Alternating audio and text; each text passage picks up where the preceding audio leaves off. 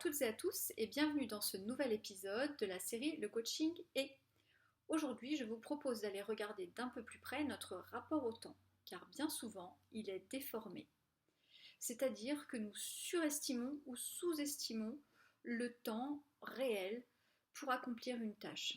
Par exemple, si j'ai une tâche d'un quart d'heure, temps réel à accomplir, si je sous-estime le temps qu'il me faut pour accomplir cette tâche, je vais par exemple prévoir 5 minutes et puis un quart d'heure pour ma tâche d'une demi-heure, etc., etc. Ce qui fait que mon agenda va être surchargé, je vais courir après le temps, je vais être en retard, cela va devenir chronique et cela va aller en s'empirant.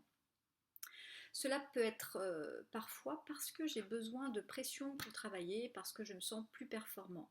Et cela va être fatigant et pour moi et pour mon entourage qui va se lasser de devoir me rappeler les choses ou me rappeler à l'ordre pour que je sois à l'heure, etc.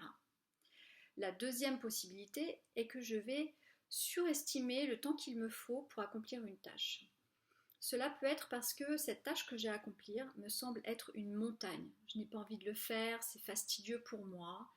Et alors cela me semble terrible, cela prend une proportion gigantesque en fait. Comme si cela prenait toute l'après-midi alors que c'est une tâche d'une demi-heure, 1 heure maximum, ou toute la matinée, ou voilà. Et ça va être même une obnubilation mentale. Et là, la bonne nouvelle, c'est qu'en coaching, nous avons un très bon outil pour nous rendre compte et prendre conscience de cela. Car la prise de conscience, comme toujours, est capitale pour le changement. Cet outil s'appelle le rapport temps réel sur temps estimé.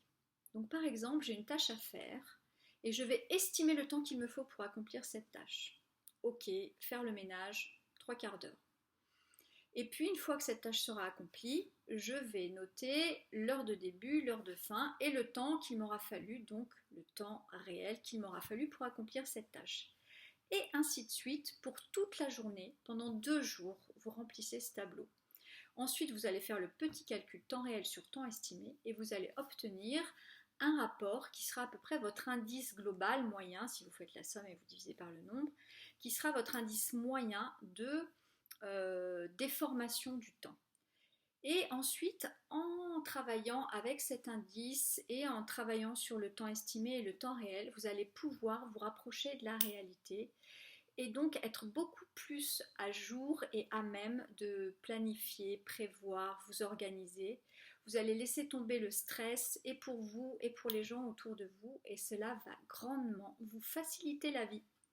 Voilà, c'était le petit conseil du jour et je vous donne rendez-vous à très bientôt pour un nouvel épisode. Merci et bonne journée.